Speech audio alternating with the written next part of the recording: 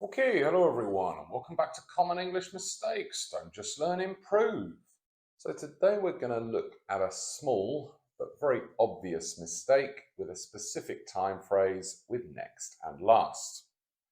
This happens a lot because what students say makes sense, but is just not natural. It's not what native speakers say. We're going to mainly focus on the future with the next, but the same thing applies to the past with the last or past. Finally, we're going to look at some other time expressions you can use with the future to sound natural. So anyway, the mistake is up here. I'm busy for the next weeks. So just pause the video, try to correct the sentence. And well done. If you used either a number, I'm busy for the next 2 weeks, for the next couple of weeks, or maybe for the next few weeks. So the point here is that to sound natural, you just need something before the time period. Days, weeks, months, years. If you know exactly how many, say the number for the next 2 weeks. But in life, often things aren't exact.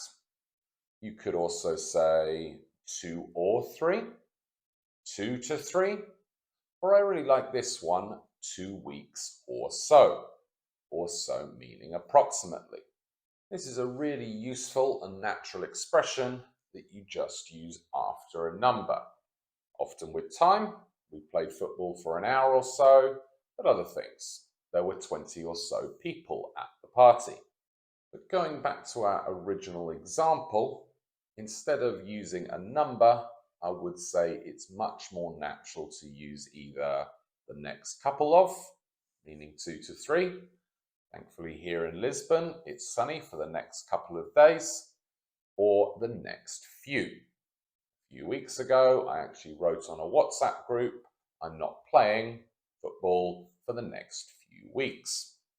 Often in life, something, a situation, will continue, but we're not sure exactly how long.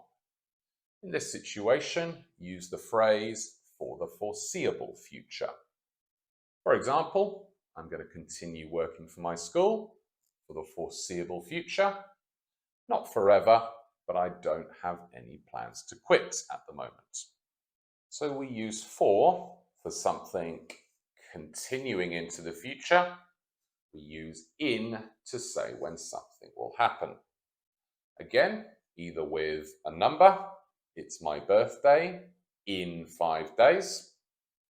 In a couple of, I'm going on holiday in a couple of weeks, or in a few. We will probably buy a car in a few years. And another more specific phrase is in the coming, days, weeks, months, years, meaning something will happen soon in that time period, but hasn't actually started yet. For example, we will begin testing students in the coming weeks, probably around 2. So going back to our original example, it's the same concept and students make the same mistake with last and past. Again, we just need something before that time expression. So instead of saying, I've been living in Lisbon for the last years, I would say either for the last 2 years or maybe for the last couple of years. And instead of the company has been performing well for the past years, here I would probably say for the past few years. Exactly the same things before.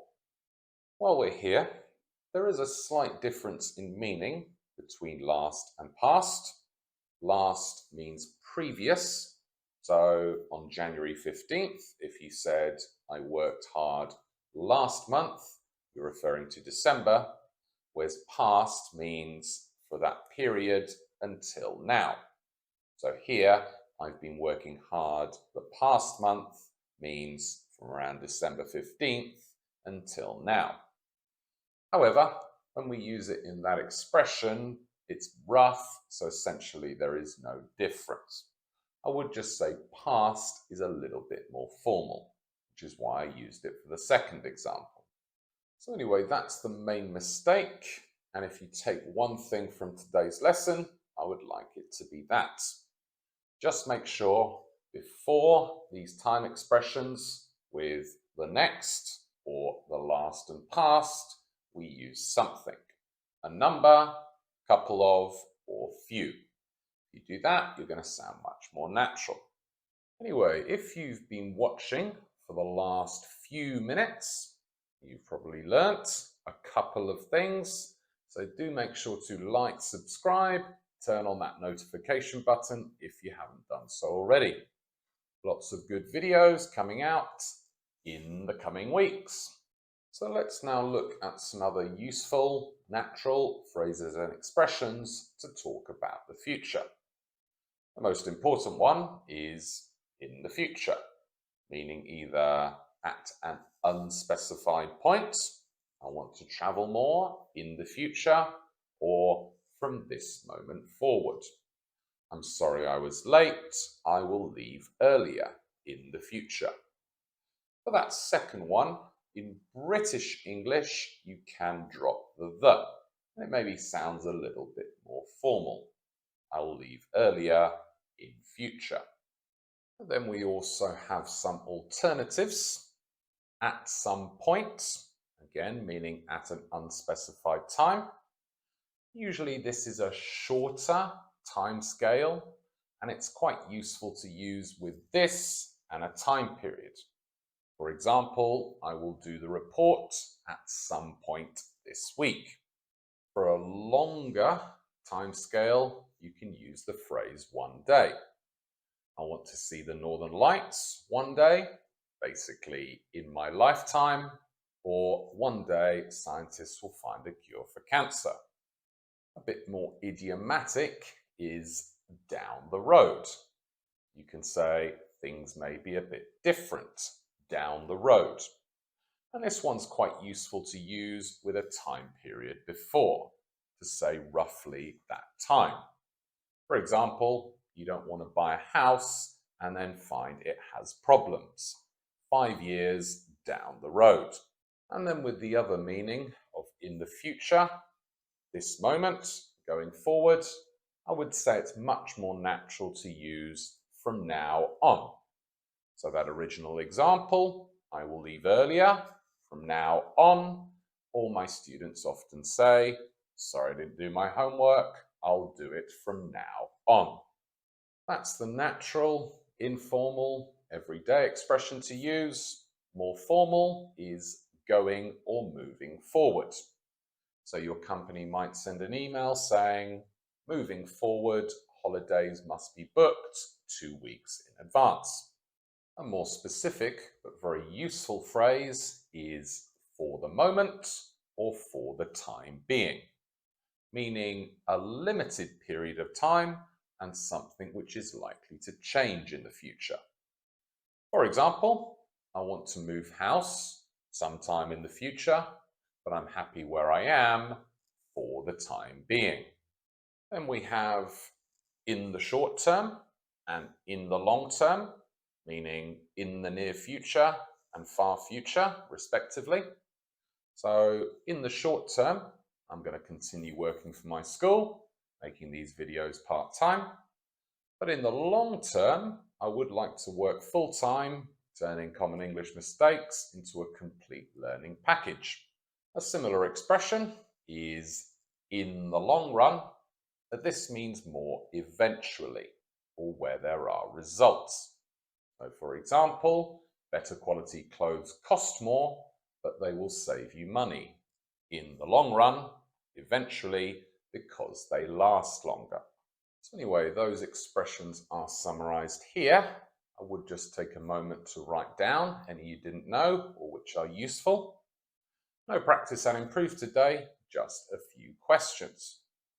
How busy are you for the next few weeks? What are you going to do at some point this or next week? What would you like to do one day in your life? And what language from today's lesson are you going to use from now on? As I said in the post yesterday, I'm going to change the way I release videos. There will now be one video every Friday at 1:30 British time, 2:30 Central European time. So if you're watching live, you can type the answers in the chat. I can give you feedback, discuss them with you. Or if I've worked out how to do it, I'm going to go live for 30 minutes after the video, where again, I can answer those questions directly or any questions you may have. Let me know how that goes, and I might do a bit more in future. Other than that, I'll see you for another video next week. So until next time, see ya.